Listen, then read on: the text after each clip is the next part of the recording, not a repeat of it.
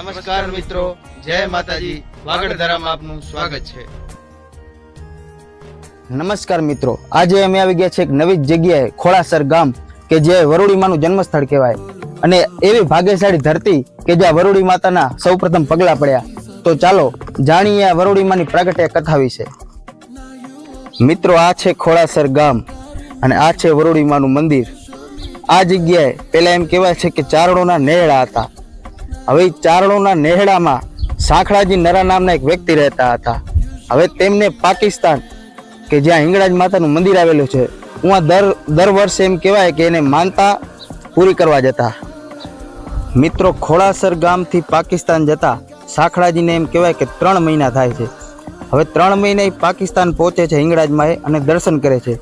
હવે દર્શન કરી અને શ્રીફળ જ્યારે પૂજારીને આપે છે ત્યારે શ્રીફળના 2 કટકા થઈ જાય છે હાથમાં રાખતા વેત. અને એમ કરીને 1 નહીં, 2 નહીં, 3 નહીં, 4 નહીં ને 7 શ્રીફળના એમ કહેવાય કે કટકા થઈ ગયા. ત્યારે સાંખળાજીને મનમાં થયું કે નક્કી કાંઈક નેહડે અઘટિત ઘટના ઘટી હોય તો જ આવું બને, નકા હું બને નહીં. ત્યારે એ હિંગળાજ માને મનોમન પ્રાર્થના કરે છે કે હે માં હિંગળાજ, તું રખોપા રાખજે માં. હવે સાંખળાજી માતાજીની પ્રાર્થના કરતા કરતા સાંજ પડી ગઈ એટલે એ સૂઈ ગયા. હવે રાત્રે એમને સપનામાં માતાજી આવ્યા અને કીધું કે બાપુ, તમે 7 દિવસની અંદર અહીંયા નેહડે આવી જાઓ. હવે એ નીંદરમાંથી જાગી અને સાંખળાજીને વિચાર આવ્યો કે હું 3 મહિને અહીંયા પહોંચ્યો તો મારે 7 દિવસની અંદર પહોંચવું કેમ? હવે એ વિચારમાં ને વિચારમાં ત્યાંના જે પૂજારી હતા એ આ બધું સાંભળી ગયા.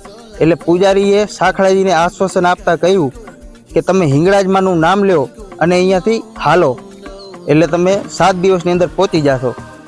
હવે એ સાંખળાજી પાકિસ્તાનથી હિંગળાજ માતાનું નામ લેતા લેતા એ હાલવા માંડ્યા અને દિવસે ન કપાય એટલો રસ્તો રાતે ને રાતે ન કપાય એટલો દિવસે કાપવા માંડ્યા. અને બરોબર 7મે દિવસે એ આ ખોડાસર ગામમાં પહોંચ્યા. અને ખોડાસર ગામમાં પહોંચીને ગામ લોકોને પૂછ્યું કે તમે મારી દીકરીને ક્યાં દાટી છે? ત્યારે ગામ લોકો એકદમ અચંબો પામ્યા કે આ શું, આ સાંખળાજીને કેમ ખબર કે આમની દીકરી અમે જમીનમાં દાટી છે?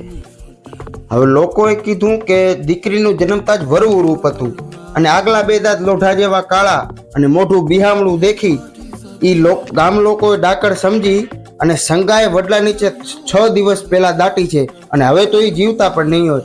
એટલે સાંખળોજી ધોડીને વડલા નીચે જાય છે અને ખોદવા લાગે છે. સાંખળાજીએ જ્યારે એ ખોદીને દીકરી બહાર કાઢી ત્યારે આ જોઈને ગામ લોકો વિચારમાં પડી ગયા કે 6 દિવસથી હવા પાણીને માના ધાવણ વગર આ જીવિત કેમ છે? નક્કી આ કોઈ જગદંબાનો અવતાર છે. હવે બાપે આવીને જીવતા ખોદી કાઢેલા અને કદરૂપું મોઢું એટલે નામ પડ્યું વરુડી. અને સમય જતાં વાર નથી લાગતી અને એક વખત કચ્છમાં દુકાળ પડ્યો.